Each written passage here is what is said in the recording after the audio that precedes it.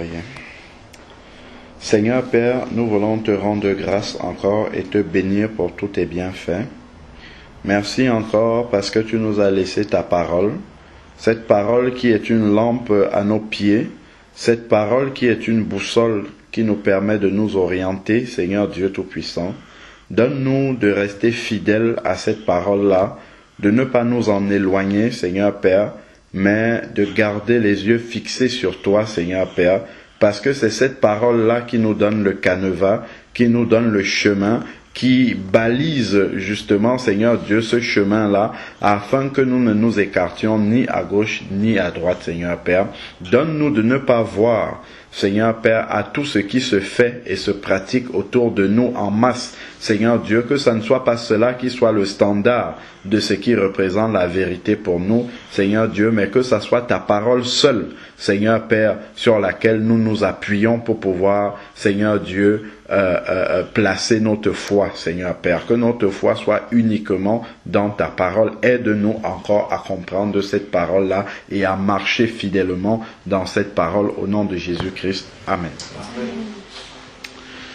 Donc, dimanche, on avait commencé en fait à partager, enfin on avait même bien partagé, pas commencé, on avait bien partagé le message sur l'enseignement de est-ce que la femme peut enseigner la parole de Dieu. Ça, on avait déjà partagé bien longtemps avant. Et justement, dimanche, on avait pris le cas de Marie de Magdala et on avait vu notamment dans Acte 1, du verset 12 au verset 26, que l'apôtre Pierre avait proposé aux disciples qui étaient dans la chambre haute, les 120, qu'ils puissent choisir parmi tous ceux qui étaient là, quelqu'un pour remplacer Judas. Parce que Judas était mort, il s'était suicidé, et puis il n'était plus là. Et le Seigneur, initialement, avait choisi 12 disciples. Donc, il fallait remplacer Judas afin que les disciples soient 12. Et Pierre, je crois, c'est au verset 21 et 22 de Acte 1, Pierre a défini les deux critères sur lesquels il fallait s'appuyer pour choisir le remplaçant de Judas, à savoir quelqu'un qui a marché avec Jésus pendant que Jésus était là, et deux, quelqu'un qui a été témoin de la résurrection. Donc, quelqu'un qui a vu la résurrection. Et on a pu identifier justement le cas de Marie de Magdala. Parce que la Bible dit dans Acte 1 que quand ils sont montés dans la chambre haute, il y avait les femmes. Et on sait que Marie de Magdala était là. Même dans les derniers instants du Seigneur, elle était au pied de la croix. On a pu le lire. On a vu qu'elle était là quand on le mettait dans le tombeau. On a vu qu'à la résurrection, c'est d'abord à elle qu'il est apparu et tout. Donc, et on a même vu Jésus rendre témoignage aussi de Marie de Magdala en disant que partout où la bonne nouvelle sera annoncée, on témoignera toujours des bienfaits de cette femme-là. Donc, il est surprenant que quand on lit dans Acte 1, que Marie de Magdala soit là, qu'elle remplisse les conditions. On a même vu qu'elle remplissait mieux les conditions même que les apôtres. Parce que Pierre et Jean étaient venus au tombeau, ils n'ont pas vu Jésus, ils sont rentrés chez eux. Mais elle est restée là à pleurer et le Seigneur s'est montré d'abord à elle. Donc elle remplissait même mieux les conditions. Mais ils n'ont pas choisi Marie de Magdala, encore moins une autre femme. Ils ont proposé Matthias et Joseph, je crois, si mes souvenirs sont bons. Et finalement, Matthias a été retenu comme étant le 12e apôtre. Ce qui peut être très surprenant au regard du témoignage et même des conditions que Marie de Magdala remplissait. Et donc, ça nous conduit vraiment à comprendre que cela n'était absolument pas la volonté du Saint-Esprit que une sœur puisse occuper justement le ministère d'apôtre. Donc, ici, là, alors, nous sommes dans Acte 1, et donc, il y avait Joseph, appelé Barsabas, c'est au verset 23, surnommé Justus, et Matthias. Voilà, donc c'était les deux qui ont été proposés. Donc, et puis on a compris, on a épluché un peu et on a vu aussi dans Acte 2 que le jour de la Pentecôte, c'est Pierre qui s'est levé pour enseigner sur la résurrection alors que Marie de Magdala était là parmi les 120. Et il y a quand même une attitude qui attire mon attention, c'est que cette femme-là au milieu de la communauté, au milieu des apôtres, n'a jamais été à revendiquer quelque chose. À essayer de dire non, moi j'étais là. Tout ce que vous dites, vous êtes venu après, moi j'étais là, j'étais la première à le voir. Non, elle n'a rien revendiqué. Le Seigneur lui avait dit, va annoncer à mes frères que je suis ressuscité et qu'ils me retrouveraient en Galilée. C'est tout ce qu'elle a fait. Et au milieu des apôtres, elle n'a jamais essayé de prendre la place, de revendiquer, d'essayer de se mettre en avant par rapport à cette grâce-là que le Seigneur lui a accordé de se présenter à elle après la résurrection. Donc ça, c'est vraiment un grand témoignage déjà parce que souvent, quand on rencontre des sœurs qui enseignent la parole de Dieu, souvent, il y a quelque part un besoin de reconnaissance, de démonstration qu'on peut. Alors que Marie de Magdala n'a jamais cherché aucune reconnaissance de quiconque par rapport à la grâce qu'elle a pu avoir du Seigneur, à savoir que le Seigneur s'est présenté d'abord à elle après la résurrection, alors que ses 11 disciples étaient là et il ne s'est pas présenté à ses 11 disciples. Elle n'a jamais revendiqué ça. Donc, ça, c'est d'abord une attitude qui attire l'attention et qui peut, et qui montre d'ailleurs que c'est quelque chose de grand prix. Et d'ailleurs, on a cela. Si vous prenez 2 Timothée, regardons un peu. Non, 1 Timothée 2. Je crois qu'il y a quelque chose qui est dit là-dedans. Et Marie de Magdala entre vraiment dans l'application de ce verset-là. Alors, c'est 1 Timothée...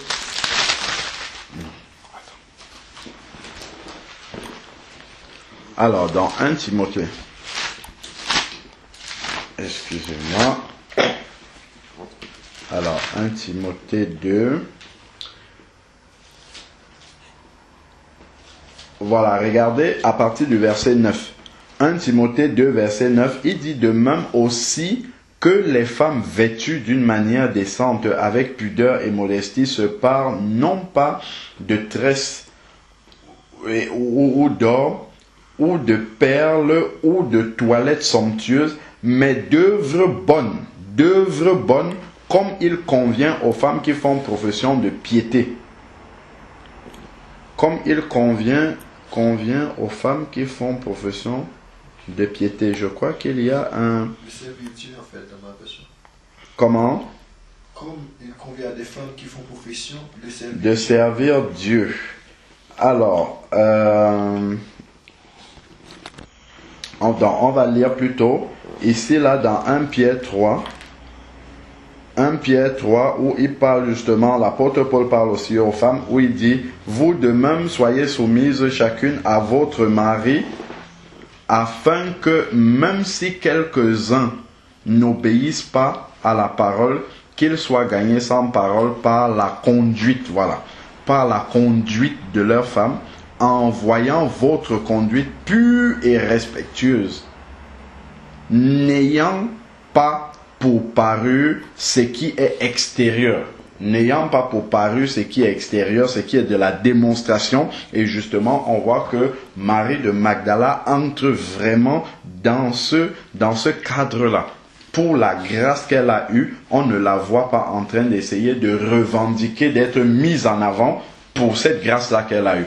Pourtant, aujourd'hui, si une sœur a une telle grâce, elle va vouloir se mettre au devant. Elle va vouloir prendre les devants. Elle va vouloir dire, vous-même, vous avez vu que c'est moi que le Seigneur a agréé. Vous-même, vous étiez ici, les 11 avec le Seigneur, mais ce n'est pas à vous qui s'est présenté, c'est à moi qu'il est venu se présenter. Et cette femme-là aura tendance à se mettre en avant. Et ça, là, c'est pas ce que Marie de Magdala a fait. Ça, c'est extraordinaire de voir une... Et au lieu de chercher à ressembler à ce type de femme, parce que ici, là, il est dit, verset 3, « N'ayez pas pour parure ce qui est extérieur, cheveux tressés, ornements, d'or, manteau élégant, mais une parure cachée. » Voilà. Une parure cachée du cœur. Et on ne parle pas dans les actes des apôtres de Marie de Magdala. Du tout. Pourtant, elle était là, au milieu des frères, ayant vécu tout cela, mais c'est dans son cœur que tout cela est, et dans son attitude, tout le comportement qu'elle a eu pendant que le Seigneur était là, et après la résurrection, on voit que cette attitude-là, cette grandeur-là était cachée dans son cœur. Et je crois pour ma part que voilà une des raisons pour lesquelles le Seigneur a reconnu cela en cette femme-là et est allé se montrer à cette femme. Parce que c'était vraiment une femme d'exception. Parce que quand on voit la manière dont elle est effacée, même le jour de la Pentecôte, on ne sait même pas que c'est d'abord elle, la première. C'est nous qui lisons les évangiles, qui savons que c'est d'abord à Marie que le Seigneur s'est présenté. Mais ceux qui étaient là le jour de la Pentecôte à Jérusalem n'ont jamais su que c'est d'abord à Marie de Magdala que le Seigneur s'est présenté. Et ça, c'est extraordinaire. Mais nous, aujourd'hui, nous pouvons parler avec une grande admiration de cette femme. Nous pouvons tirer de grands enseignements du comportement de cette femme, mais pourtant cette femme-là ne s'est jamais mise sur une estrade pour prêcher la parole de Dieu. Mais dans son attitude, mais dans son obéissance au Seigneur, tout cela, ça nous donne vraiment de grands enseignements. Ça nous donne de grands enseignements. Alors, il dit ici, mais... Verset 4, 1 Pierre 3, verset 4, mais la parure cachée du cœur, la parure personnelle inaltérable, parce que quand cela est caché, cela ne peut pas être altéré et Dieu voit ce qui est caché, d'un esprit doux et tranquille. Un esprit doux et tranquille, ce n'est pas quelqu'un qui vient revendiquer. Qui va venir dire, mais qu'est-ce que vous croyez? Vous pensez que vous, les frères, c'est seulement à vous que Dieu a donné le ministère et tout. Nous aussi, on peut. Mais on ne voit absolument aucune femme dans le Nouveau Testament faire ça. À part Jézabel, qu'on va voir là-bas, dans Apocalypse, qui est sévèrement reprise par l'Esprit de Dieu. On ne voit absolument aucune sœur qui vient essayer de discuter, de prendre la parole au milieu des frères pour enseigner la parole. Ça n'existe pas ça dans le Nouveau Testament. Mais c'est aujourd'hui qu'on voit ça maintenant. On comprend bien que nous sommes dans la fin des temps. Alors donc, la parure personnelle inaltérable d'un esprit doux et tranquille, voilà qui est d'un grand prix devant Dieu. Ça a du prix. Ce n'est pas celui qui monte sur l'estrade qui va forcément recevoir une récompense de la part de Dieu. Mais c'est celui qui est fidèle à la parole. C'est tout. C'est la fidélité à la parole de Dieu. Ce n'est pas celui qu'on aura beaucoup vu. Ce n'est pas celui qui va apparaître devant les hommes. Puisqu'on nous parle ici, là, de quelque chose de caché, une parure cachée dans le cœur. Mais Dieu sonde les cœurs et les reins et c'est des personnes qui ont, de grandes qualités, mais que les hommes ne voient même peut-être pas. Et on nous dit ici là que c'est un grand prix devant l'Éternel. Et ça c'est important. Et ça c'est ce que aujourd'hui certaines sœurs ne comprennent pas. On pense que le don de Dieu, c'est quand on montre ça aux gens que vraiment Dieu est glorifié. Alors que Marie de Magdala avait un grand cœur, elle avait un grand don de Dieu, mais cela n'était pas démontré comme ça de façon extérieure, de façon extravagante, de façon extériorisée. Ça ne se voyait pas. Mais pourtant, c'est une grande femme. Nulle part vous ne voyez un endroit où elle est là en train d'essayer d'expliquer la raison. Elle est restée à sa place et elle a fait exactement ce que le Seigneur lui a demandé sans en rajouter quelque chose. Verset 5. Ainsi se paraît autrefois les saintes femmes qui espéraient en Dieu, soumises à leur mari, telle Sarah qui obéissait à Abraham et l'appelait Seigneur. C'est d'elle que vous êtes devenus descendants. Mais Sarah n'a jamais enseigné la parole de Dieu. Jamais. Jamais. Donc, justement, dans la fin, on voit qu'il est fait référence à Sarah, ici, comme étant un modèle. Et on dit, c'est d'elle que vous êtes devenus les descendants si vous faites le bien sans vous laisser troubler par aucune crainte. Donc, effectivement, Sarah n'a jamais été là à essayer de revendiquer une quelconque place pour être mise en avant, justement, pour être mise en position d'autorité. Parce que, justement, elle appelait Abraham son Seigneur. Et qu'est-ce que ça veut dire, Seigneur? Seigneur, ça veut dire, je soumets ma volonté, en fait, à la tienne, à celui que j'appelle Seigneur. Et donc, celui qui vient prêcher la parole de Dieu, en fait, lui, il prend l'autorité. Il ne soumet pas, il n'est pas soumis à l'autorité, mais lui, il a l'autorité. Donc, cette femme qui enseigne la parole de Dieu n'est pas soumise à une autorité, mais elle prend autorité. Et c'est d'ailleurs ce que l'apôtre Paul dit dans 1 Timothée, le verset qu'on a commencé à lire tantôt. Il dit, je ne permets pas à la femme d'enseigner ni de prendre l'autorité sur l'homme. Donc si on va lire ça, c'est dans 1 Timothée 2 au verset 12. Je ne permets pas à la femme d'enseigner ni de prendre l'autorité sur l'homme. Justement, une femme qui enseigne, d'après 1 Pierre 3, ne peut absolument pas être calquée sur le modèle de Sarah, qui appelait Abraham son Seigneur. Parce que Seigneur, c'est être, quand on appelle quelqu'un son Seigneur, c'est être soumis justement à l'autorité et non prendre autorité.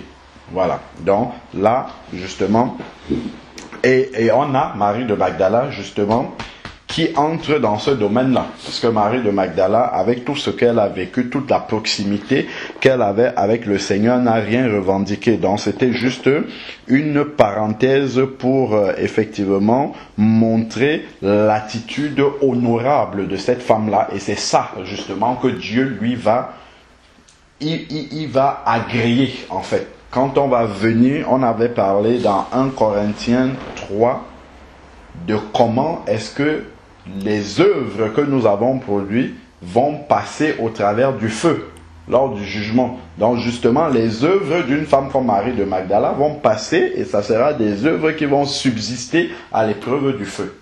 Pourquoi? Parce que ces œuvres-là vérifient la parole de Dieu telle que nous sommes en train de lire, par exemple, ici dans 1 Pierre 3. Mais si c'est que quelqu'un a voulu se mettre en avant parce qu'il a reçu soit un don de Dieu et il pense qu'une sœur, et elle pense qu'elle doit enseigner, et elle doit le montrer de façon extravagante, alors que la parole de Dieu parle d'une parure cachée, ici là, donc ça veut dire qu'elle est en train d'enfreindre la parole de Dieu. Et ces œuvres-là vont être consumées par le feu. Parce que le Seigneur ne peut pas agréer cela, étant donné que ça va à l'encontre de la parole de Dieu. Donc, maintenant, on peut se poser la question toujours, on est toujours dans Acte 1, parce que le livre des Actes, c'est la base, c'est le fondement de l'Église. Donc, si on se pose une question aujourd'hui, on ne doit pas aller plutôt regarder autour de nous pour voir, mais qu'est-ce qui se fait? Est-ce que les sœurs enseignent dans la majorité d'assemblées? Si on voit, on dit oui, ok, donc ça doit être ça la vérité. Non, on doit revenir au fondement de l'Église, à l'Église, à la naissance de l'Église même qui nous est donnée là dans les Actes des Apôtres pour voir est-ce que ça se pratiquait dans une Église. Bon, déjà, si vous balayez de Acte 1 jusqu'à Apocalypse, là-bas, vous n'allez voir aucune église. On nous parle l'église d'Antioche, l'église de Colosse, Thessalonique, toutes les églises que vous voyez, il n'y a aucune sœur qui a un ministère apostolique ou de prophète, ainsi de suite. On ne voit absolument pas ça déjà dans la parole de Dieu. Donc, et ensuite, maintenant, on pourrait se dire, bon, ok, les disciples qui étaient là dans la chambre haute ont proposé Joseph et Matthias et auraient oublié Marie de Magdala. Et ils ont choisi Matthias finalement. Supposons qu'ils se sont trompés. J'essaye même de prendre tous les paramètres pour voir est-ce que cela est possible. Supposons qu'ils se sont trompés, qu'ils ont oublié que Marie de Magdala remplissait les conditions plus que quiconque ici là. Supposons qu'ils se sont trompés. Quand on se trompe dans l'œuvre de Dieu, qu'est-ce que le Seigneur fait? Il te reprend. Il te reprend et il te corrige. Il te dit, là, tu n'es pas dans la vérité. C'est ce qu'on voit à partir d'Apocalypse 2 et 3, avec les 7 églises. Les 7 églises de l'Apocalypse sont des églises qui marchaient dans le Seigneur et qui étaient dans l'erreur. Et dont le Seigneur venait, il indiquait ce qui allait dans cette église-là et il mettait le doigt sur ce qui n'allait pas. Donc, quand on n'est pas dans la vérité comme ça, le Seigneur nous reprend et il nous corrige. Donc, normalement, si les apôtres ici, là, dans Acte 1, s'étaient trompés en ne désignant pas Marie de Magdala comme le 12e apôtre qui devait remplacer Judas, le Seigneur devait intervenir, le Saint-Esprit même devait leur parler et leur dire, là, vous vous êtes trompés. Revenez parce que vous avez oublié certains éléments ici. Au contraire, qu'est-ce qu'on a? Dans Acte 2, on a la Pentecôte. On a l'effusion du Saint-Esprit où ils ont été remplis du Saint-Esprit. Ça, c'est quoi? Quand le Saint-Esprit vient comme ça, c'est pour approuver, en fait. Donc, le Saint-Esprit est venu approuver la décision qu'ils avaient prise. Cela montre quelle est la volonté de Dieu. Le Saint-Esprit n'est pas venu pour les reprendre. Loin de là, le Saint-Esprit est venu mettre son sceau d'approbation sur la décision qu'ils avaient prise et la manière dont ils marchaient.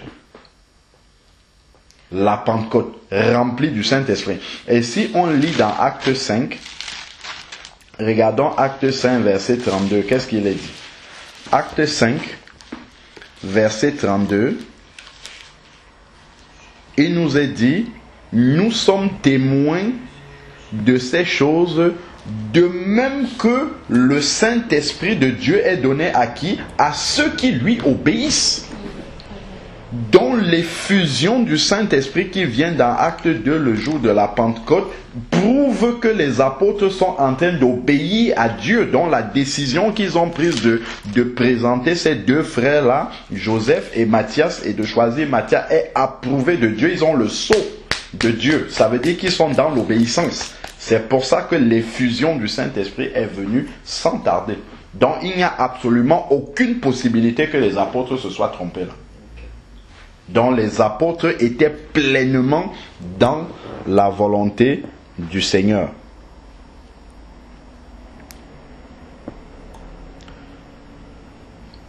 Alors que, lorsque on va regarder dans Apocalypse 2, du verset 18 au verset 29, l'église de Thyatire, justement, le Seigneur vient plutôt pour reprendre cette église-là. Donc, à contrario, les apôtres, eux, ils étaient dans l'obéissance. Le Saint-Esprit est venu pour approuver, mettre son sceau, alors que l'église de Thyatire, qui laissait la femme enseigner, a été reprise par le Seigneur.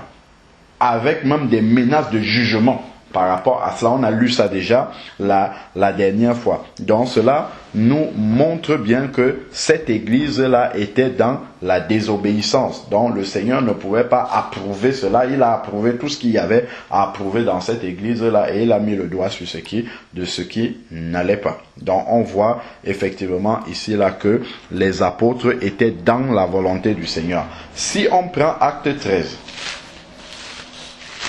Acte 13, on avait lu ça aussi, où on a montré c'est quoi la différence entre l'enseignement et puis parler simplement de Jésus comme ça, sans enseigner. Donc ici, acte 13, du verset 1 au verset 3, il nous est dit, au verset 5 même, il y avait dans l'église qui était à Antioche des prophètes. On ne nous dit pas des prophétesses, il y avait des prophètes et des docteurs, parmi lesquels Barnabas, Siméon, appelé Niger, Lucius de Cyrène, Manahem, qui avait été élevé avec Hérode le Tétrarque et Saul. Ce sont que des frères. Ces docteurs et ces prophètes-là. Pendant qu'ils célébraient le culte du Seigneur et qu'ils jeûnaient, le Saint-Esprit dit: mettez-moi à part Paul et Barnabas. Il y avait des sœurs dans l'assemblée quand même. On ne peut pas considérer que dans une assemblée il n'y a pas des sœurs. Il y avait des sœurs. Pourquoi le Saint-Esprit ne choisit-il pas une sœur dans l'assemblée, que ce soit à Antioche ou bien dans une autre assemblée? On sait que Phébé, par exemple, dans Romains 16, on nous a dit que Phébé était diaconesse de l'église de Sancré. Mais pourquoi le Saint-Esprit ne choisit pas une sœur pour l'envoyer comme ça, pour annoncer la parole de Dieu? Le Saint-Esprit est cohérent avec la volonté du Seigneur. Donc, Paul et Barnabas, qui sont des frères, pour l'œuvre à laquelle je les ai appelés. Alors, verset 3, après avoir jeûné et prié, ils leur imposèrent les mains et les laissaient partir. Eux donc, envoyés par le Saint-Esprit, c'est-à-dire envoyés avec l'approbation de Dieu, envoyés par le Seigneur lui-même, descendirent à Séleucie et là, ils s'embarquèrent pour Chypre. Arrivés à Salamine, ils annoncèrent la parole de Dieu dans les synagogues des Juifs. Ils avaient Jean pour auxiliaire. Donc le Saint-Esprit ne peut pas envoyer comme ça des sœurs pour aller annoncer la parole de Dieu, pour aller enseigner la parole de Dieu, parce qu'en fait, il n'allait pas simplement parler de Dieu en entrant dans la synagogue des Juifs. Il fallait démontrer, comme on a vu la dernière fois, à ces Juifs par les Écritures que Jésus était le Messie. Donc il fallait enseigner la parole. Donc c'est pourquoi le Saint-Esprit ne pouvait pas venir pour choisir des sœurs pour aller faire ce travail-là. Paul et Barnabas, pour l'œuvre à laquelle je les ai appelés. On voit que le Saint-Esprit est parfaitement cohérent avec le message du Seigneur et la volonté du Seigneur, cohérent avec le choix que les apôtres eux-mêmes avaient fait aussi précédemment. Donc la parole de Dieu est totalement cohérente. C'est-à-dire qu'il n'y a pas à un endroit où on fait une entorse à la parole de Dieu. Non, elle est la même vraiment du début jusqu'à la fin. Le Saint-Esprit, ce qu'il fait, c'est ce que les apôtres ont fait, c'est ce que Jésus lui-même, il a fait. On avait vu aussi le cas de Jésus quand il est ressuscité dans Matthieu 28. Il a rencontré les femmes. Il a dit aux femmes d'aller dire à ses frères de le retrouver en Galilée. Et qu'est-ce qu'il a fait? Les 11 sont montés à la montagne et c'est aux 11 hommes-là qu'il a dit allez baptiser et enseigner. Pourtant, il avait rencontré les femmes avant. Et il ne leur a pas dit ça. Alléluia. Ça, c'est extraordinaire quand même. Ça veut dire que Jésus même ne l'a pas fait. Il n'a pas dit que la femme doit enseigner. Il allait dire à ses 11 disciples qui étaient des hommes. Le Saint-Esprit, ici, là, on voit, dans l'église, il choisit des frères pour aller annoncer, enseigner la parole de Dieu. On va encore voir un autre cas aussi. Donc,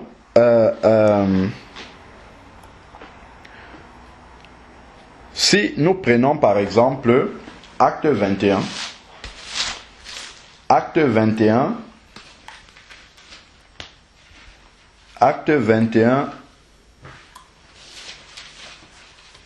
verset 8. Acte 21, verset 8 dit: Parti le lendemain,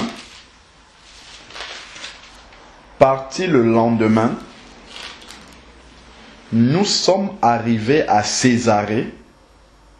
Étant entrés dans la maison de Philippe l'évangéliste, qui était l'un des 7. Donc c'est l'un des 7 qui a été choisi dans Acte 6 pour servir aux tables. Voilà, donc était l'un des 7. Nous avons demeuré chez lui. Écoutez, il avait 4 filles vierges qui prophétisaient. Mais on n'a pas dit qu'ils étaient prophétesses. Donc elles avaient le don de prophétie. C'est pour cela que dans 1 Corinthiens 11, où il est parlé du voile, il est dit, lorsque la femme prie et prophétise, qu'elle se couvre les cheveux, qu'elle se couvre la tête, quand elle prie et elle prophétise. Donc une femme peut prophétiser parce qu'elle a le don de prophétie, mais elle n'a pas le ministère de prophète. Le ministère de prophète, c'est autre chose. Et regardez comment la parole de Dieu va distinguer les deux. Donc il nous est dit ici, là, dans le verset 9, que Philippe avait 4 filles vierges qui prophétisaient.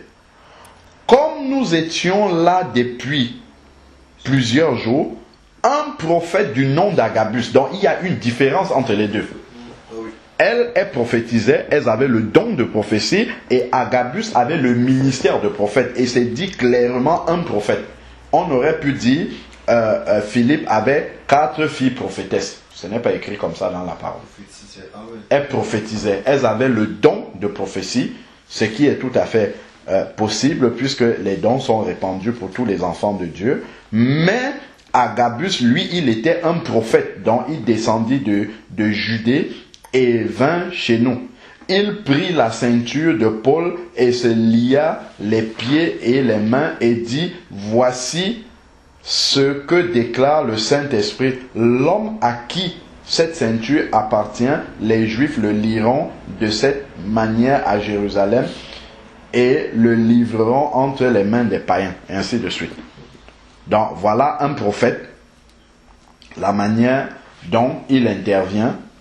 Et on voit clairement que la parole distingue le don de prophétie et le ministère même de prophète. Et on ne voit pas une sœur avoir le ministère de prophète. Mais on voit les sœurs ici avoir le don de prophétie. Donc le Saint-Esprit, comme on disait tantôt, est parfaitement cohérent avec tout ce qu'il dit depuis le début.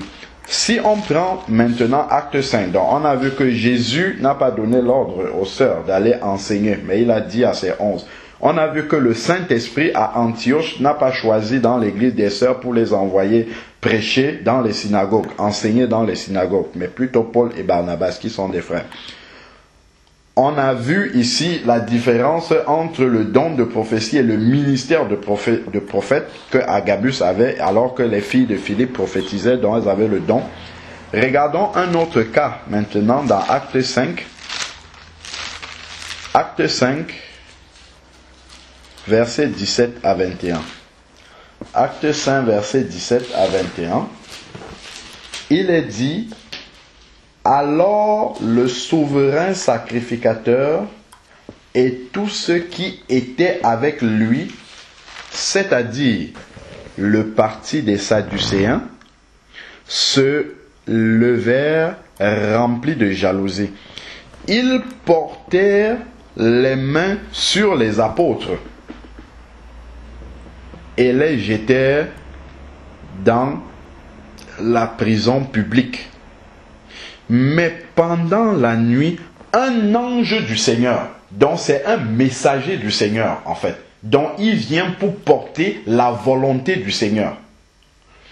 Donc un ange du Seigneur ouvrit les portes de la prison, il les fit sortir et leur dit, allez, tenez-vous dans le temple et annoncez au peuple toutes les paroles de cette vie.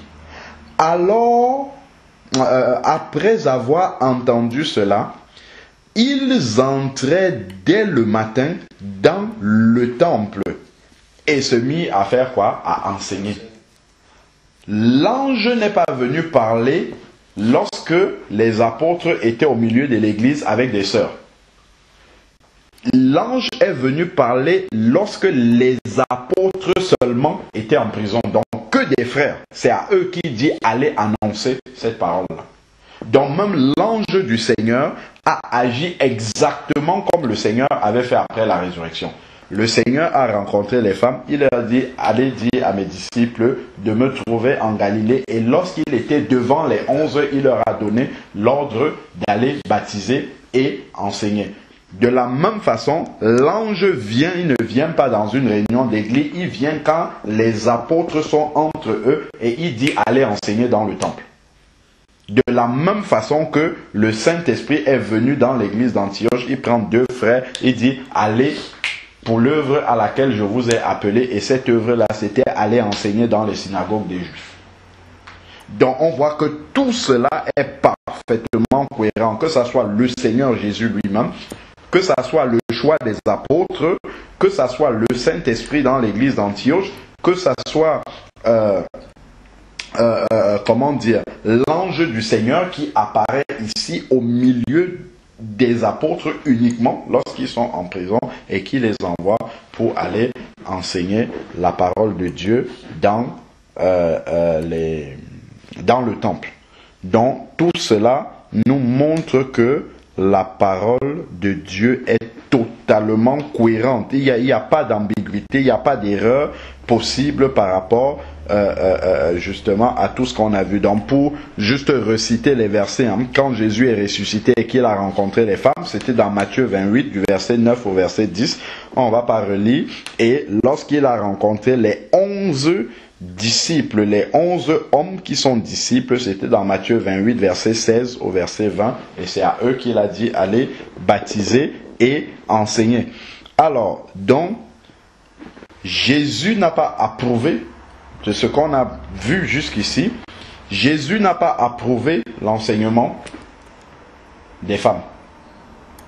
Puisqu'il était avec les femmes et il ne leur a pas donné cet ordre-là, il est allé donner l'ordre aux 11. Jésus n'a pas approuvé. Ensuite, les apôtres non plus n'ont pas approuvé. Acte 1, où ils sont allés choisir entre Matthias et Joseph alors qu'il y avait des sœurs. Donc les apôtres même n'ont pas approuvé. Parce que les apôtres devaient être propres à l'enseignement. Donc si on choisissait Marie de Magdala, il fallait qu'elle soit propre à pouvoir enseigner la parole de Dieu. Donc même les apôtres non plus n'ont pas approuvé cet enseignement, de l'enseignement de la femme. Le Saint-Esprit non plus. Dans l'église d'Antioche, alors qu'il y avait des sœurs, il a choisi Paul et puis Barnabas. On peut voir dans toutes les autres églises, on ne voit pas le Saint-Esprit en train de faire autre chose. Ensuite, maintenant, d'ailleurs, il me revient que l'apôtre Paul aussi, quand il parle à Timothée, quand il demande de choisir les anciens, il dit Marie d'une seule femme. Bon, ça c'est au passage aussi. Donc, le Saint-Esprit non plus n'a approuvé, et l'ange du Seigneur, dans Acte 5, non plus n'est pas venu pour parler aux sœurs. Pourtant, les sœurs se réunissaient souvent avec les frères. On peut voir partout dans la parole de Dieu. Mais il est venu parler aux frères, les apôtres qui étaient en prison. Il leur dit allez annoncer la parole dans le temple. Donc, ni le Seigneur, ni les apôtres, ni le Saint-Esprit, ni l'ange même du Seigneur n'ont approuvé l'enseignement de la femme. Les seules personnes qui approuvent ça dans la parole de Dieu, c'est dans Genèse 3. C'est 1, le diable, et 2, Adam. Voilà les deux qui ont approuvé l'enseignement de la femme. Adam et le diable. Or, 1 Corinthiens 15, verset 45 dit que Jésus est le dernier Adam. Donc, il est venu pour corriger les erreurs que Adam avait pu faire. Et on a vu que Jésus n'a pas approuvé cela.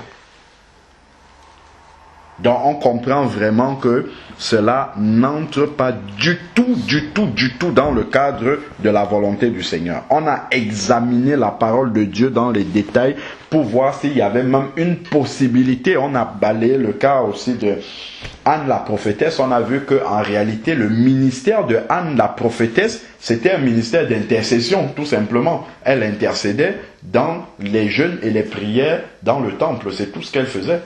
Elle n'avait pas un ministère public où elle va mettre les affiches partout. La prophétesse Anne va venir ici, elle se met sur l'estrade, elle commence à parler. Non, pas du tout. Ce n'était pas ça le ministère de Anne. On a vu le cas aussi de Déborah. On a vu qu'elle s'est levée elle-même parce que les hommes ne faisaient plus rien en Israël et le peuple était devenu idolâtre. Donc le Seigneur n'est pas intervenu pour arrêter cela.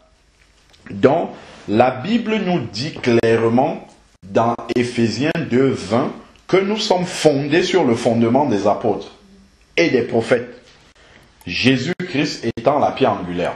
Donc, pour valider une doctrine, nous devons regarder est-ce que Jésus a enseigné cette doctrine-là. Jésus n'a jamais mentionné quelque part que la femme pouvait enseigner. Est-ce que les apôtres ont enseigné et pratiqué cette doctrine-là? Nulle part les apôtres n'ont nommé une femme dans une église, ou bien eux-mêmes, on a vu dans Acte 1, ils avaient la possibilité de choisir une sœur, ils n'ont pas choisi une sœur comme apôtre. Donc, ni Jésus, ni les apôtres n'ont validé l'enseignement de la femme. Donc, ça veut dire que ce n'est pas une doctrine qui vient de la volonté du Seigneur. Pas du tout, c'est ce que ça veut dire. C'est pas une doctrine qui vient de la volonté du Seigneur, donc nous devons mettre cela de côté. Et la confirmation, c'est la réprimande et l'annonce, même l'avertissement du jugement de Dieu qu'il y a sur l'église de Thyatire, à cause de cet égarement-là. Et comme je disais la dernière fois, souvent on va voir une sœur qui a un ministère entre guillemets, où il y a des miracles, il y a des guérisons, les gens se convertissent, son église est remplie, tout ça. On va dire, ah, Dieu bénit, oui, Dieu bénit parce que c'est sa parole. Donc il sauve les gens, mais par contre, elle-même, comme on a dit la dernière fois, elle aura des problèmes avec le Seigneur parce que Jean 12, verset 48 dit qu'au dernier jour, c'est la parole. Dans les œuvres qu'elle a produites au nom du Seigneur seront jugées par rapport à la parole. C'est pour ça que le Seigneur dit, certains me diront Seigneur, Seigneur, et je leur dirai, je ne vous ai jamais connu. Pourquoi? Parce qu'elle n'était pas soumise à la parole de Dieu. Elle n'était pas soumise à la parole de Dieu. Et on a un cas quand même qui est très frappant dans la parole de Dieu, parce que nous confessons souvent que Dieu est le même hier, aujourd'hui, éternellement, mais en général nous disons ça seulement pour les bénédictions, mais pour les jugements nous ne disons pas Dieu est le même hier, aujourd'hui, éternellement, entre temps il a changé. C'est ce qu'on dit souvent. Regardons un peu Nombre 12 du verset 5 au verset 8. Nombre chapitre 12.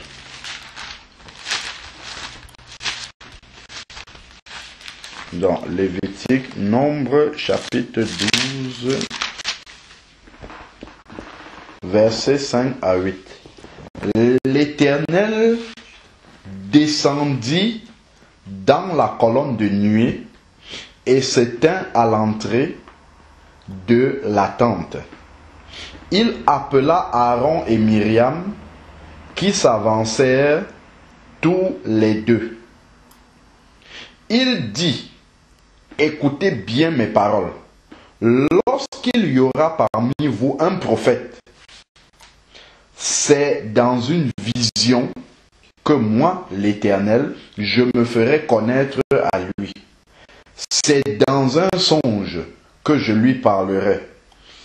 Il n'en est pas ainsi de mon serviteur Moïse. Il est fidèle dans toute ma maison. Ça, c'est Dieu même qui rend témoignage de Moïse. Il est fidèle dans toute ma maison.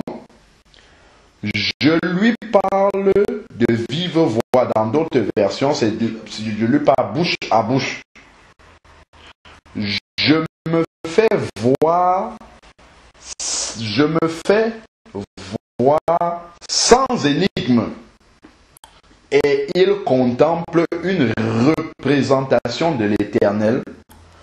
Pourquoi donc n'avez-vous pas craint de parler contre mon serviteur, contre Moïse? Donc nous voyons ici vraiment que Moïse était un modèle de serviteur approuvé par Dieu. Allons maintenant voir dans Nombre 20, du verset 7 au verset 12. Nombre 20,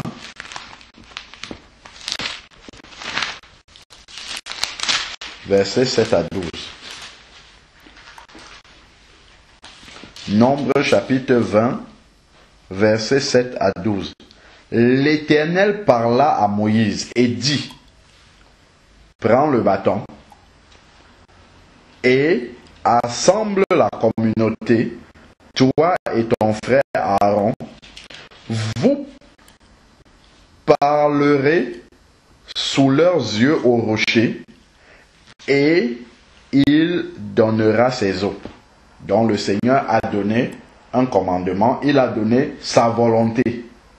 Tu feras sortir pour eux de l'eau du rocher et tu abreuveras la communauté et le bétail. Verset 9. Moïse prit le bâton qui était devant l'Éternel, comme l'Éternel le lui avait ordonné. Moïse et Aaron convoquèrent l'assemblée, jusque-là ils sont dans l'obéissance, en face du rocher. Et Moïse leur dit, écoutez donc, rebelles. Et là, il est entré dans la colère. Moïse est entré dans un état de colère à ce moment-là. Écoutez donc, rebelles. Est-ce de ce rocher que nous vous ferons sortir de l'eau? Puis Moïse leva la main et frappa 2 fois le rocher avec le bâton. Pourtant, le Seigneur lui avait dit, parle. Le Seigneur a dit, vous parlerez au rocher, mais lui, il a frappé le rocher 2 fois. Et si on va lire dans 1 Corinthiens 10, on va voir que ce rocher-là, c'était Christ. Là, il a tapé 2 fois sur Christ avec le bâton. Ce rocher était Christ. Attends, on peut faire une parenthèse, hein. Restons là. Allons voir 1 Corinthiens 10.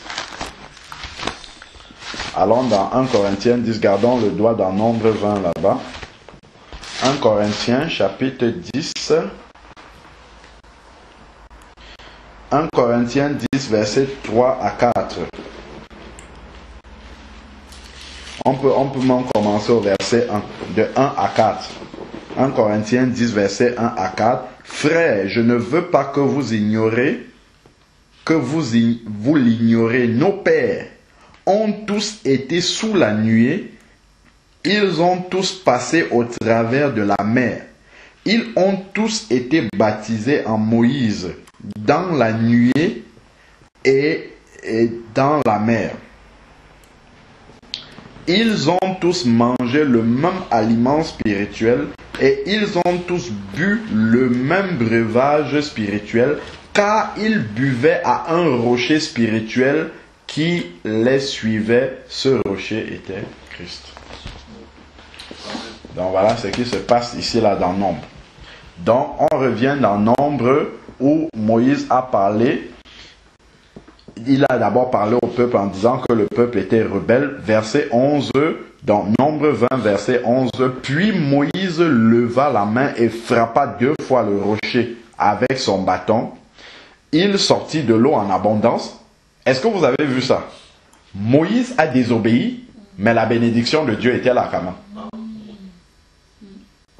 Parce que Dieu l'avait dit. Dieu dit, si on annonce sa parole, il confirme cette parole-là par les miracles. Mais Moïse n'était pas approuvé. La bénédiction de Dieu est là, mais Moïse lui-même n'est pas approuvé, parce qu'on va voir le jugement de Dieu sur Moïse là tout de suite, avec Aaron. C'est ça qui se passe avec les sœurs qui enseignent la parole. Dieu a dit, il veille sur sa parole pour l'accomplir. Si une sœur se lève, elle prêche, si c'est dans la vérité, les gens vont se convertir. Les gens vont être guéris, les gens vont être bénis, mais elle-même avec Dieu, il y aura un problème. C'est ce qui se passe ici là avec Moïse. Moïse a désobéi, Moïse n'est pas dans la volonté de Dieu, il n'a pas fait ce que Dieu lui a dit. Ce qu'il fait là n'est pas conforme à la parole de Dieu. Parce que la parole de Dieu c'était parle au rocher, lui il a frappé le rocher. Mais on voit que même comme il a frappé le rocher, Dieu voulait abreuver le peuple et le bétail. L'eau est quand même sortie, donc la bénédiction est là. Mais par contre, lisons la suite.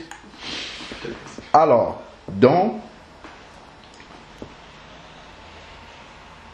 je recommande le verset 11. Puis Moïse leva la main et frappa 2 fois le rocher avec le bâton. Il sortit de l'eau en abondance même. La bénédiction de Dieu était abondante. La communauté but et le bétail but. Donc le but du Seigneur a été atteint. La parole de Dieu a été accomplie. Le Seigneur a dit, c'est dans Isaïe 55, ma parole ne sort pas de ma bouche et ne retourne pas à moi sans avoir accompli ma volonté. Même si ceux qui sont en train de transmettre ma parole transgressent des choses, ils veillent pour accomplir. Si on dit sa parole, il accomplit cette parole-là. Mais par contre, la condition de celui qui a enfreint la parole de Dieu, là, avec Dieu, il y aura un problème. Donc ici, la bénédiction de Dieu est là, elle est abondante. Mais par contre, regardez le verset 12. Une fois que la bénédiction de Dieu est sortie et que le peuple a été abreuvé, le bétail a été abreuvé d'eau, donc une fois que la cible de la bénédiction a été atteinte, donc c'est le cas des personnes qui sont converties, qui sont bénies, qui sont délivrées, ainsi de suite, une fois que Dieu a atteint cette cible-là, avec le serviteur qui s'est mis à faire le travail du Seigneur, maintenant, il faut que le serviteur vienne au pied du Seigneur pour régler ses comptes avec Dieu. Et c'est ça maintenant, et le Seigneur n'oublie pas cette partie-là. Verset 12. Nombre 20, verset 12. Alors l'Éternel dit à Moïse et à Aaron. Donc il revient maintenant sur la manière dont ils ont procédé pour que la bénédiction arrive. Est-ce que la manière dont vous avez procédé est conforme à la parole de Dieu? Et c'est ça, c'est là où il y aura le problème avec les sœurs qui enseignent. Comme l'apôtre Paul dit, on avait vu la dernière fois, l'athlète doit combattre selon les règles. S'il ne combat pas selon les règles, il n'est pas couronné du tout. Donc, ici là, verset 12, alors l'Éternel dit à Moïse et à Aaron, parce que vous n'avez pas cru en moi. 1. Parce que vous n'avez pas cru en moi pour me sanctifier aux yeux des Israélites. Donc ils n'ont pas agi conformément à la volonté, à la parole que le Seigneur leur avait donnée. À cause de cette désobéissance-là, à cause de la désobéissance, vous ne ferez pas entrer cette assemblée dans le pays que je lui donne. C'est quand même fort. Regardez depuis l'Égypte, où Dieu a travaillé avec Moïse et Aaron. Les 10 plaies, la traversée même de la mer Méditerranée, de la mer Rouge à sec, où Moïse a élevé le bâton, la mer s'est ouverte, il a conduit le pays, il a supporté le peuple pendant tant d'années, avec tout ce que ce peuple rebelle là lui faisait. À la fin, le Seigneur dit, parce que tu n'as pas obéi, pour nous ça peut être un petit détail, de dire que mais il fallait juste parler, il a tapé, c'est pas bien grave, quand on regarde tout ce qui a été sa fidélité avant. Et Dieu avait rendu témoignage, on a lu tout à l'heure de Moïse, il est fidèle dans ma maison. Il n'y a pas d'autre que lui, je lui parle bouche à bouche, je ne lui parle pas comme les autres prophètes. Mais le même Moïse, ici, quand il désobéit à la parole de Dieu, Dieu dit, tu n'entreras pas dans la terre promise. Tout ce pourquoi tout le ministère de Moïse était de conduire le peuple de l'Égypte jusqu'à Canaan. Mais il est arrivé juste à l'entrée, Dieu lui dit, monte là-bas, tu vois le pays, mais tu n'entreras pas. Voilà le Dieu qui est le même hier, aujourd'hui et éternellement. Ce n'est pas parce que la bénédiction, l'eau a coulé du rocher que Dieu dit, bon, ok, c'est bon, Aaron, Moïse, c'est bon, vous avez assuré, on va passer. Non, du tout, du tout.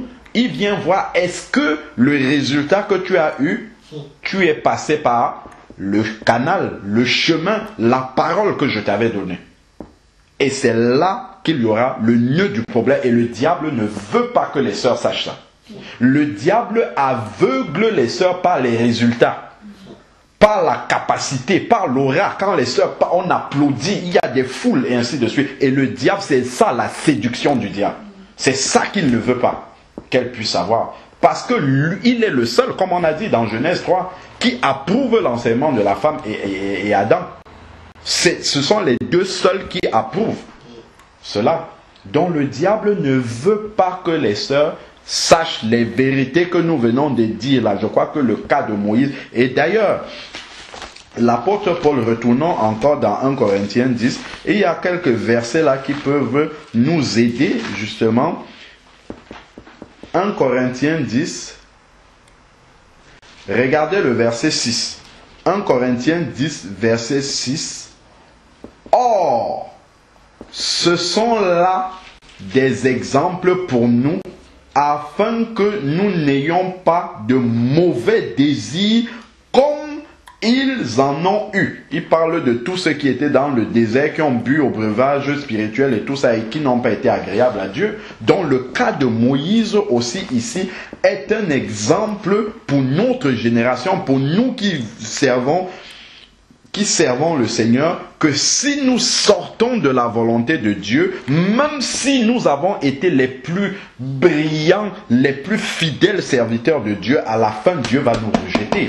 Si Moïse même, qui est le modèle même de l'exemple que le Seigneur même a approuvé, Dieu n'est pas passé sur ses fautes, mais ce n'est pas celle dont la parole de Dieu est tellement claire, je ne permets pas à la femme d'enseigner, ce n'est pas dessus que Dieu va passer. Dieu ne passera absolument pas dessus. Il ne verra pas ça. Est-ce qu'on peut dire que Moïse n'avait pas toute la motivation? Est-ce que Moïse n'avait pas, parce qu'on va dire, ah moi c'est la sincérité, ah moi je veux vraiment. Tu peux être zélé comme tu veux, mais si tu n'es pas dans la volonté de Dieu, si tu ne fais pas les choses conformément à la parole de Dieu, Dieu te rejettera. Il rejettera l'œuvre pour laquelle tu as travaillé en croyant que tu auras les fruits, tu ne les auras pas. Mais ceux qui sont la cible, comme on a vu avec le cas de Moïse, le rocher a coulé, le peuple a été abreuvé. Encore que c'est même ce peuple-là qui a poussé Moïse dans la colère, puisqu'il a dit rebelle. C'est à cause du peuple, mais le peuple a quand même été béni. Hein.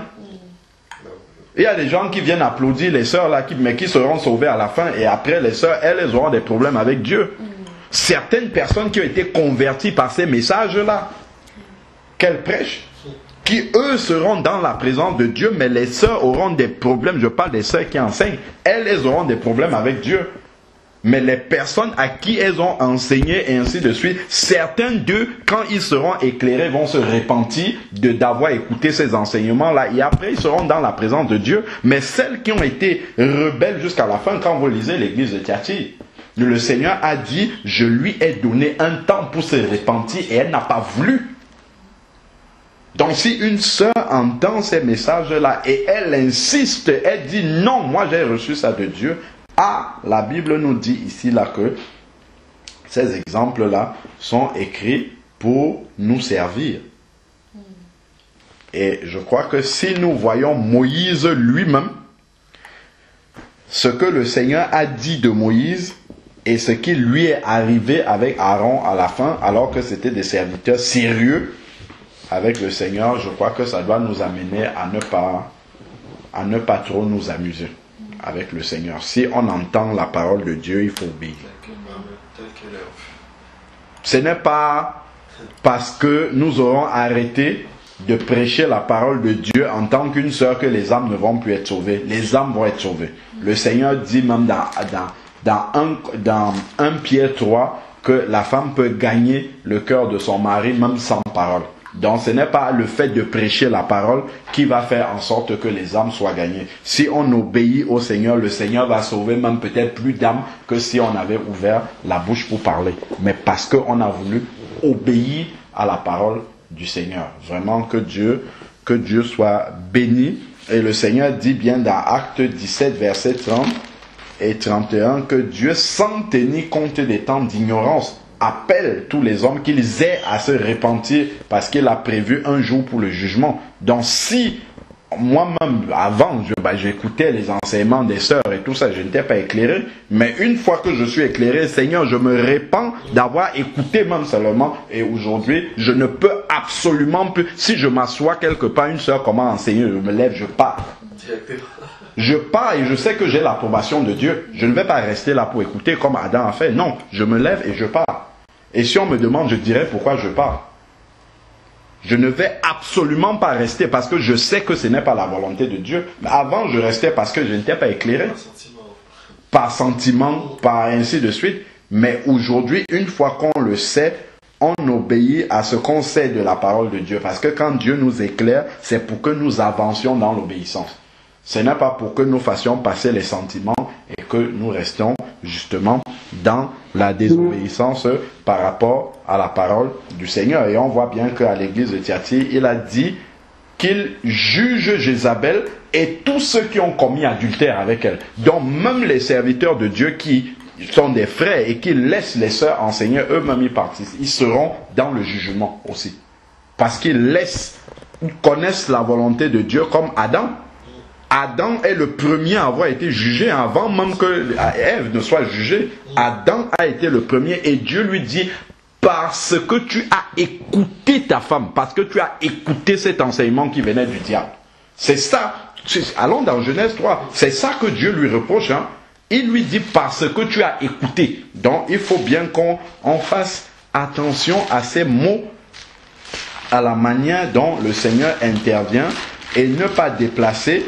Il ne lui dit même pas que c'est parce que tu as pris l'arbre qui était défendu. Dans Genèse 3, au verset 17. Genèse 3, verset 17. Dieu, il dit à l'homme, parce que tu as écouté la voix de ta femme. Et c'était le diable qui parlait dans la voix de sa femme. Parce que le diable, si vous lisez le début, le diable a donné un autre commandement à la femme. Et c'est ce commandement-là qu'elle a répété à son mari. Et lui, au lieu d'examiner cette parole-là qui ne venait plus de Dieu, qui avait été trafiquée, il n'a pas examiné. Et c'est pour cela que Dieu le punit parce qu'il a écouté. Parce qu'il a écouté. Donc si nous allons écouter une femme qui prêche, comme mon frère Georges dit aux États-Unis, nous sommes susceptibles d'écouter le diable nous parler aussi. Parce que, étant donné qu'elle n'est pas dans la volonté de Dieu, il y a une grande porte qui est ouverte.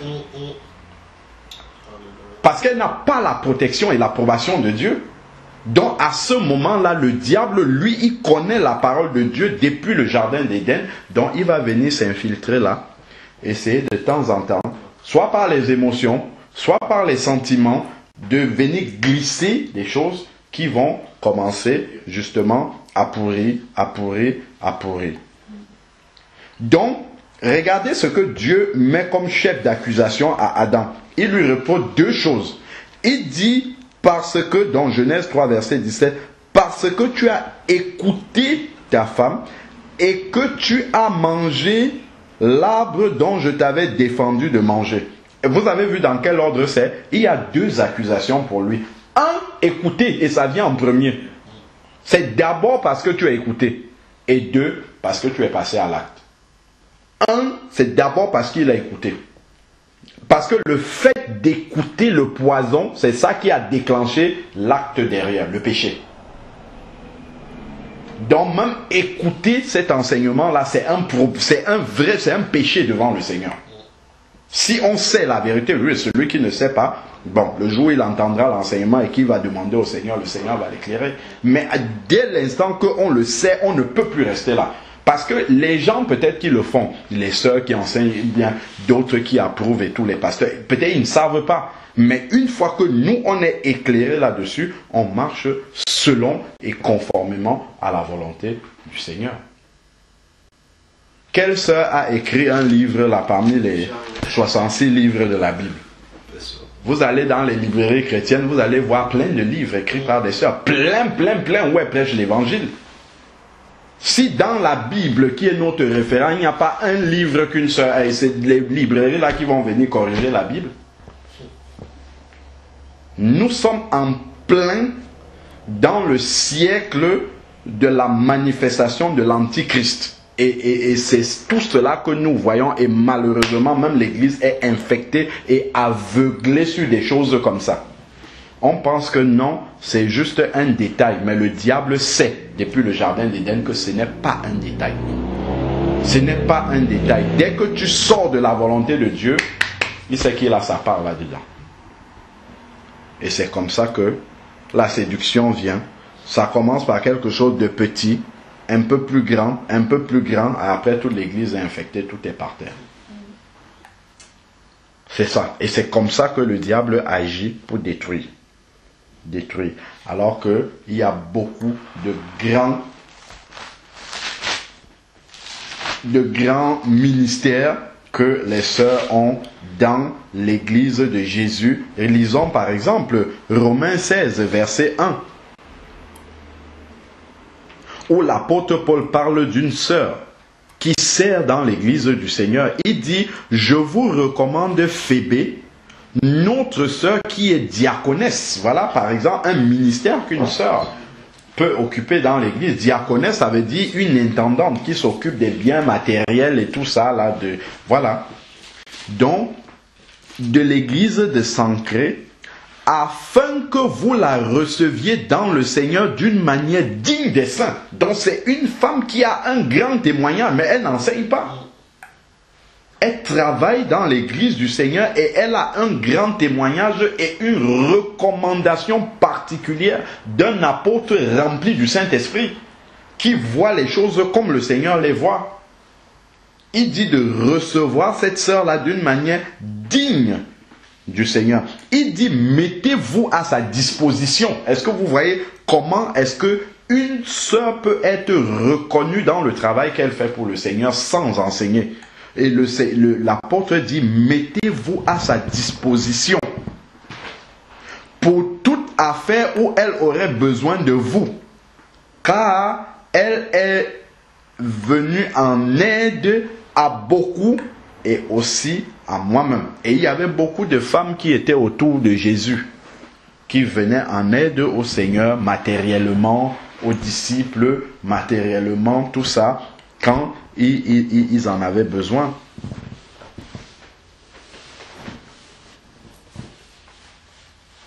Romains 5 combien? Donc, c'est Romains 16, verset 1.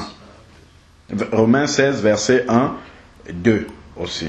Saluez Prisca et Aquila, mes compagnons d'œuvre en Jésus-Christ. Prisca était là, compagnon d'œuvre, mais vous ne voyez pas Prisca en train d'enseigner la parole quelque part. Pourtant, elle était avec l'apôtre Paul, compagnon d'œuvre. Donc, il y a des choses que les sœurs peuvent faire, comme Prisca, qui était compagnon d'œuvre. Donc, elle avait un travail à faire auprès de l'apôtre dans le ministère, mais ce n'était pas un ministère d'enseignement. On dit qui ont exposé leur tête pour sauver ma vie. Il y a une sœur qui a exposé sa tête pour sauver la vie de l'apôtre Paul. Ça, ce ne sont pas des choses que le Seigneur ne valorise pas. Ce sont des choses qui sont grandes aux yeux du Seigneur. Ce n'est pas moi seul qui leur rend grâce, ce sont toutes les églises des païens. Imaginez qu'ils rendent grâce à Prisca, à une sœur.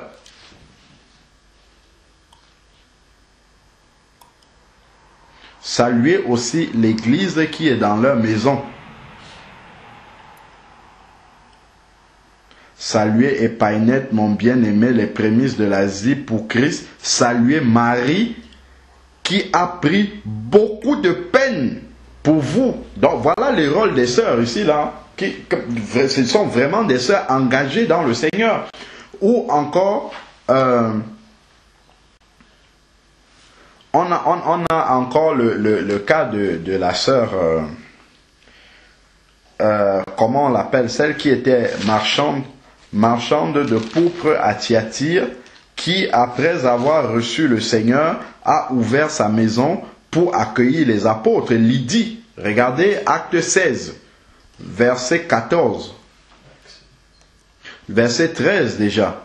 Acte 16, verset 13, il est dit, le jour du sabbat, nous nous sommes rendus hors de la porte vers une rivière où nous pensions que se trouvait un lieu de prière.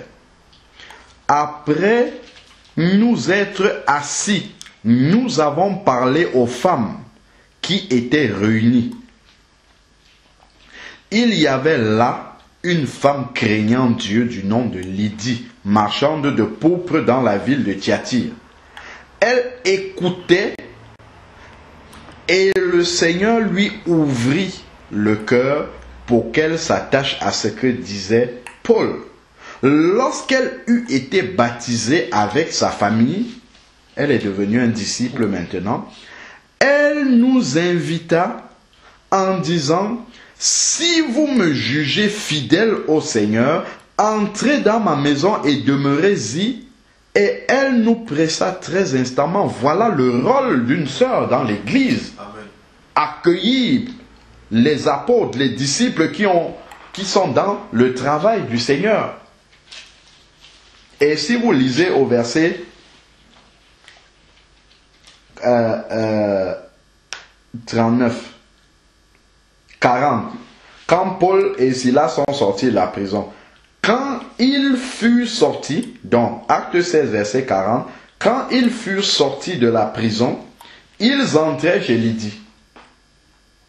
La Lydie qui venait de croire là, qui les avait pressés d'entrer chez elle s'ils jugeaient dignes. Et qu'est-ce qu'il est dit? Et après avoir vu et exhorté les frères, ils partirent. Donc la maison de Lydie est devenue un lieu de prière. Elle accueillait l'église maintenant. Voilà le travail qu'une sœur peut faire.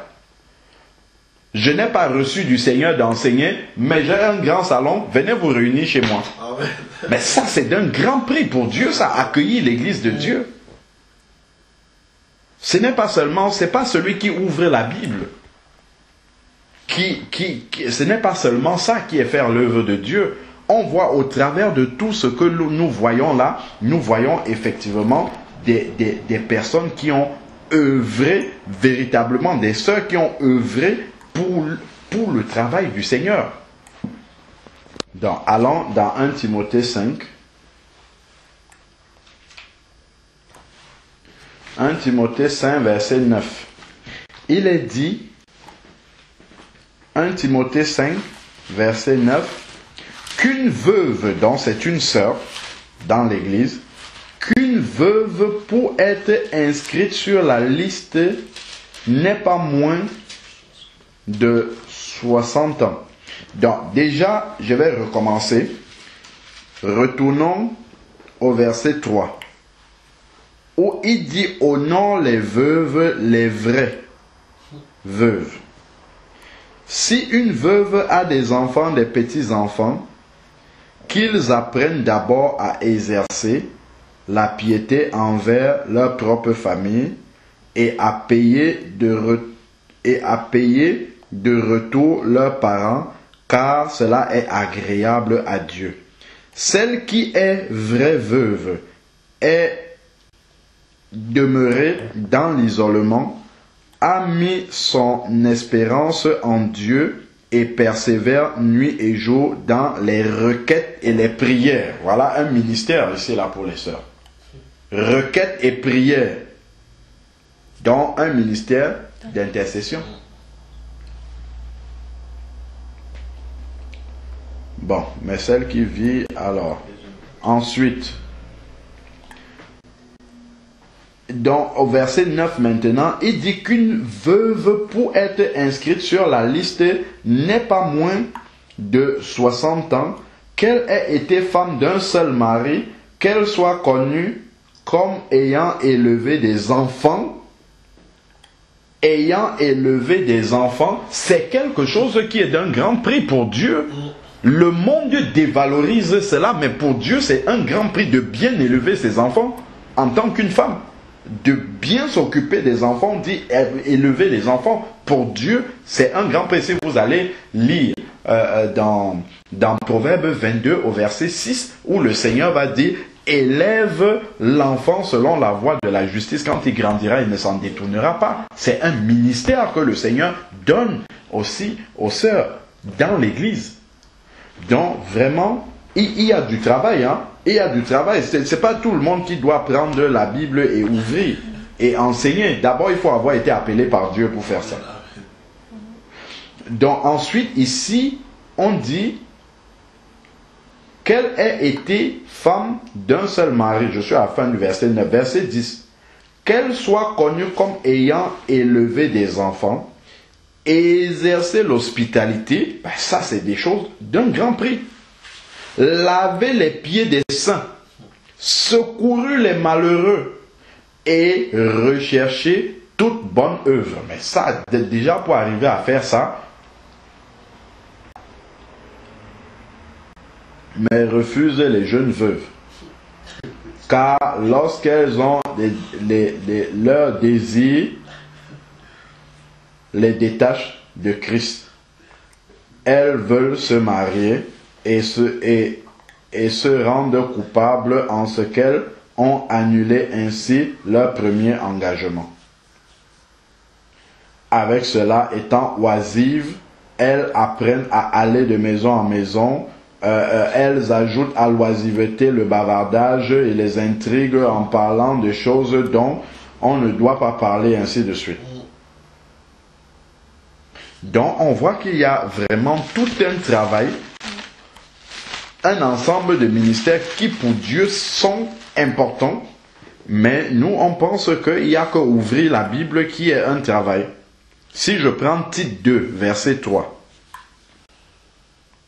Tite 2, verset 3, l'apôtre dit que les femmes âgées doivent avoir l'extérieur qui convient à la sainteté, ni n'être ni médisantes, ni asservies aux excès de vin, qu'elles doivent donner de bonnes instructions. Mais voilà un travail. Instruire, ce n'est pas enseigner. Instruire, c'est montrer l'exemple. Elles doivent donner de bonnes instructions, exhorter, afin d'apprendre aux jeunes femmes à aimer leur mari. Mais voici un ministère. Apprendre, donc partager son expérience avec les plus jeunes. Et les plus jeunes, aller vers les plus expérimentés, leur demander leur expérience de la vie dans le Seigneur pour en bénéficier. Mais tout ça, c'est un travail, c'est un ministère dans l'Église de Dieu. Et il faut de tout ça pour que l'œuvre de Dieu avance. La preuve, c'est que l'apôtre Paul parle à Tite, qui est un enseignant, un jeune enseignant de la parole de Dieu. Mais il y a un travail ici, dans l'Église, que les femmes âgées peuvent faire. Donc, notamment, partager leur témoignage, leur expérience de la vie dans le foyer avec les plus jeunes, que l'enseignant de la parole de Dieu ne peut pas, parce qu'il est jeune et il n'a pas cette expérience-là. Donc, on voit que le ministère de ces femmes âgées-là dans l'Église est précieux pour que toute la parole de Dieu puisse avancer de façon bien coordonnée. Donc, on a besoin de tout le monde. Il n'y a pas que de celui qui ouvre la Bible pour pouvoir enseigner la parole de Dieu. C'est que Dieu a défini des rôles pour chacun. Il dit, verset 3, dit que Tite 2, verset 3, dit que les femmes âgées doivent aussi avoir l'extérieur qui convient à la sainteté, ni être médisantes, ni asservies aux excès de vin, qu'elles doivent donner de bonnes instructions afin d'apprendre aux jeunes femmes à aimer leur mari et leurs enfants. Mais quand au milieu des chrétiens, les femmes n'aiment pas leur mari, n'aiment pas leurs enfants, ne sont pas soumises, ainsi de suite, ça fait un mauvais témoignage pour l'évangile. Pourtant, si les plus âgés jouaient ce rôle de vérifier, ainsi de suite, l'évangile aurait un meilleur témoignage auprès des païens et davantage se convertiraient. Amen, amen. Ce n'est pas seulement le prédicateur qui doit amener les gens à la conversion. Même le témoignage des sœurs qui sont là doit amener les gens à la conversion. La preuve, 1 Pierre 3 dit que les sœurs doivent gagner les maris non convertis sans parole. Mais si elles avaient des modèles dans l'église qui leur donnaient de bons conseils, elles pouvaient appliquer ça. Mais aujourd'hui, tu vas chez des sœurs qui ont des maris qui ne sont pas convertis, tu discutes avec les maris, c'est encore ces sœurs-là qui engueulent leur mari. Et l'évangile ne peut pas avancer comme ça. Ces maris-là ne peuvent pas se convertir parce qu'ils ont de mauvais témoignages. Mais si les sœurs plus expérimentées, au lieu de chercher à enseigner la parole de Dieu, faisaient ce que la parole de Dieu leur demande là, ben le travail serait fait, chacun serait à sa place et l'évangile avancerait correctement. Amen.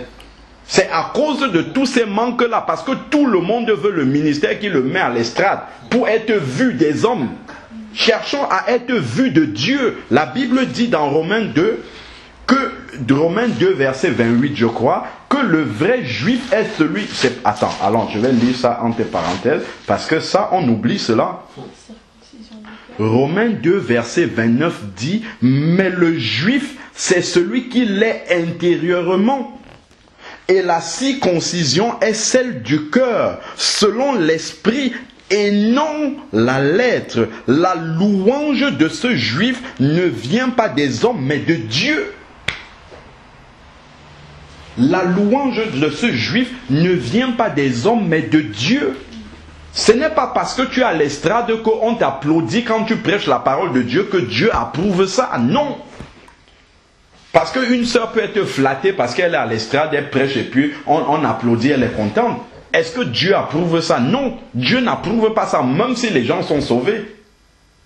Donc le vrai juif est celui qui cherche l'approbation de Dieu.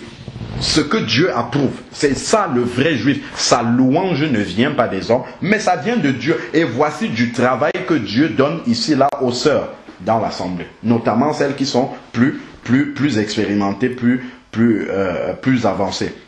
Donner des conseils aux jeunes femmes afin d'aimer leur mari et leurs enfants, sensés, chastes, occupés aux soins domestiques, bonnes, soumises. Si les anciennes jouaient ce rôle-là, les sœurs seraient plus soumises. Si elles étaient dans ce travail-là, on aurait un meilleur équilibre de la parole de Dieu dans les couples, et les couples chrétiens seraient des modèles pour les païens. Mais comment dire, le plus grand nombre d'insoumissions, c'est encore dans les couples chrétiens. Les plus grandes rebelles, la rébellion, c'est plutôt dans les couples chrétiens. Parce qu'il y a un défaut.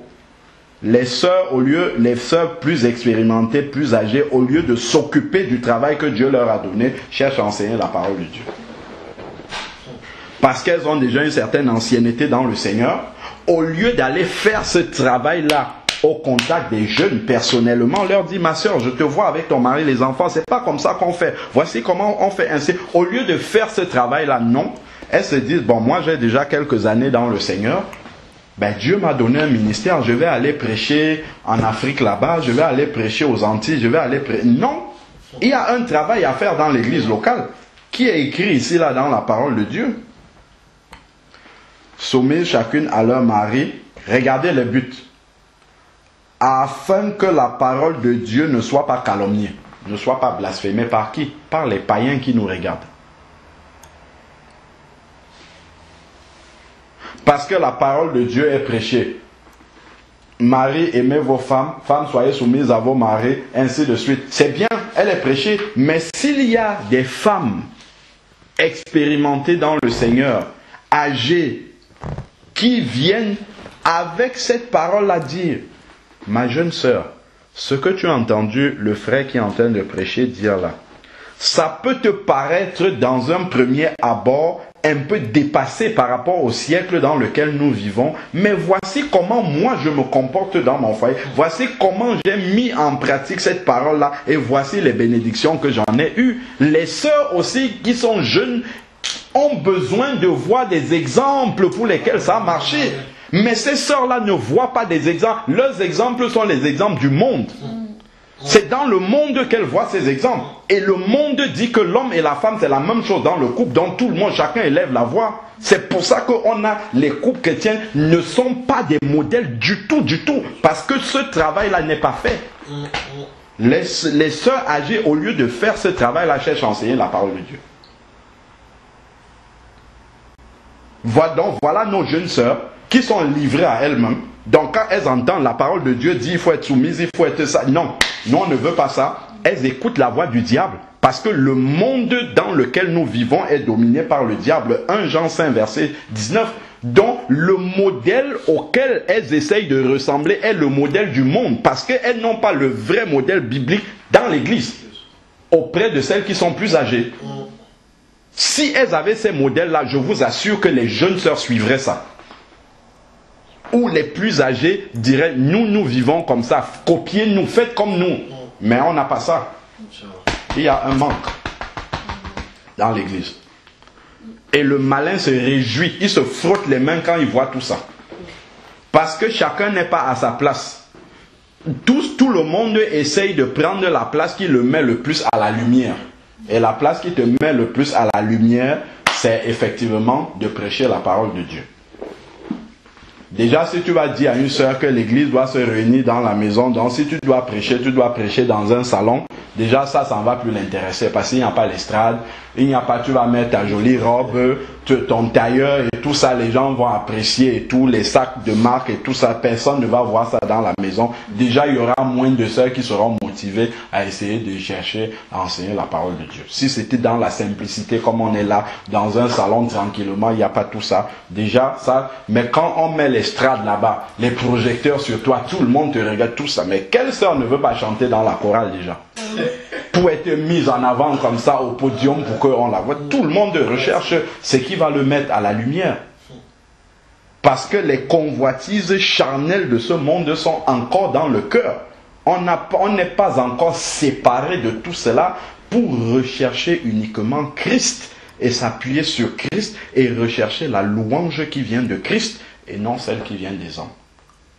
Donc voilà tous ces versets-là qui sont là, remplis dans la parole de Dieu.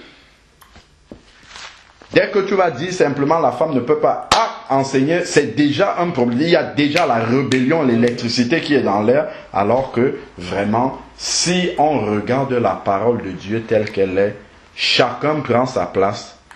Comme la Bible dit, nous sommes un corps, le corps de Christ. Comme le corps humain, je crois que c'est 1 Corinthiens 12 qui parle de ça. Est-ce que la main va dire au pied, je n'ai pas besoin de toi?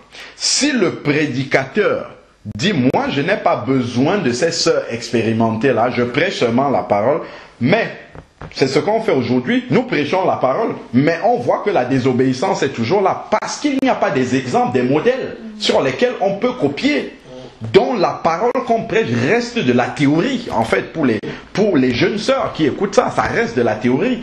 Mais si les plus âgés montraient l'exemple en disant, écoutez, ce que le frère qui est en train de prêcher dit là, ce n'est pas que de la théorie, c'est quelque chose que je vis et je vois la bénédiction de Dieu au travers de ce que j'applique de ces enseignements-là. Mais les jeunes sœurs auraient ces modèles-là.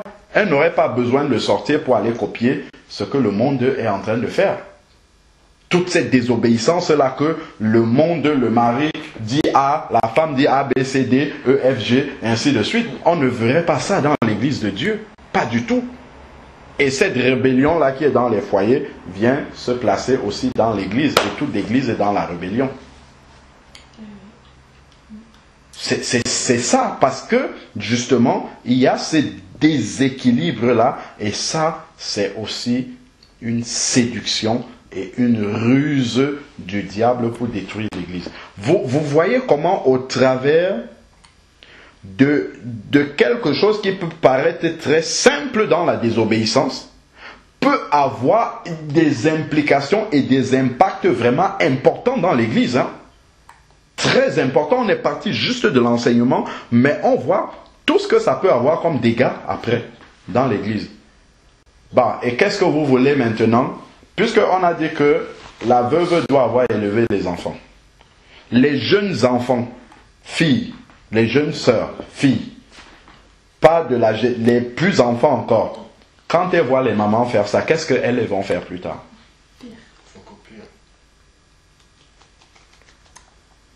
Ça va être comment l'église de demain si Jésus n'est pas revenu? Je ne sais pas qui va enseigner là maintenant. Peut-être ce sont même les enfants filles qui vont enseigner maintenant. C'est pour ça vraiment qu'il faut qu'on prie pour que le Seigneur vraiment touche le cœur de ses enfants, afin que le cœur de ses enfants fléchisse devant la parole de Dieu. Et disent d'abord, Seigneur, nous voulons vraiment revenir à tes pieds. Parce que c'est là que ça commence. Nous voulons revenir, Seigneur, à l'obéissance à ta parole. Enseigne-nous ta parole par ton esprit. Nous ne voulons pas nous appuyer sur tout ce que nous avons vu jusqu'ici.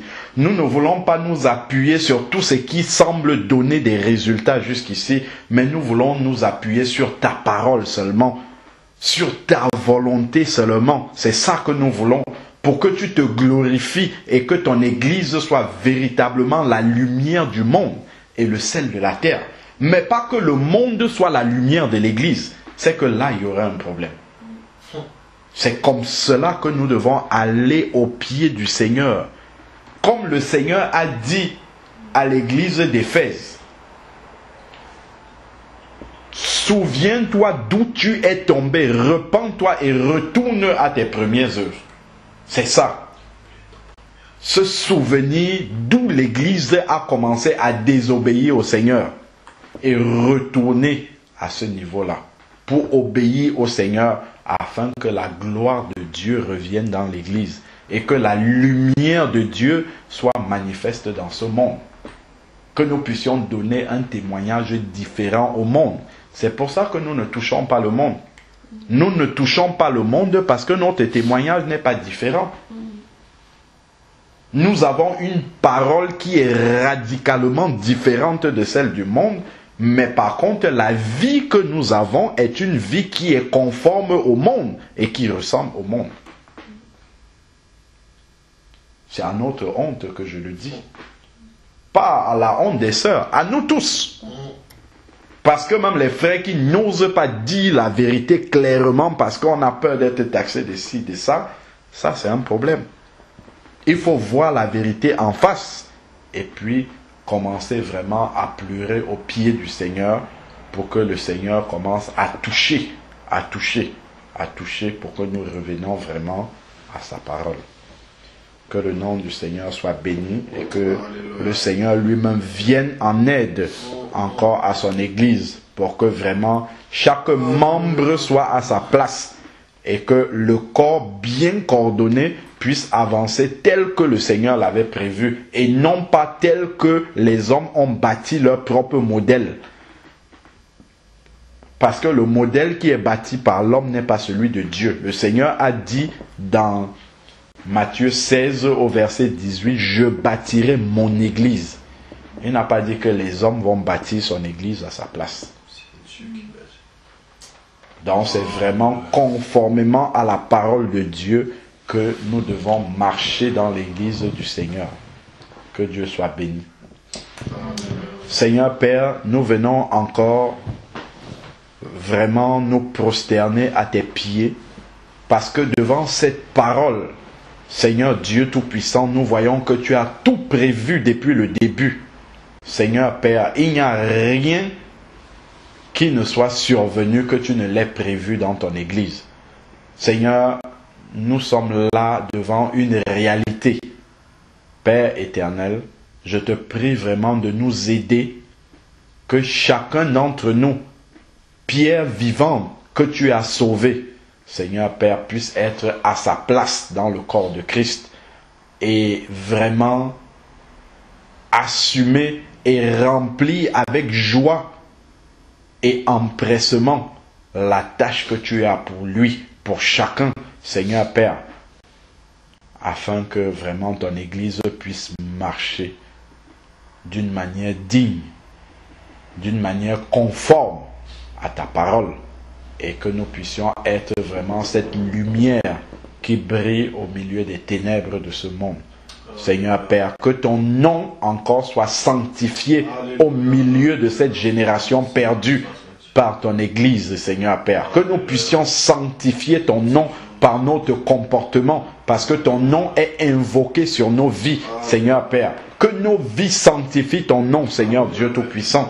Que quand les gens nous voient agir, Seigneur Père, qu'ils sachent que nous craignons un Dieu vivant. Que nous puissions être différents, Seigneur Dieu Tout-Puissant, par notre témoignage, Seigneur Père éternel.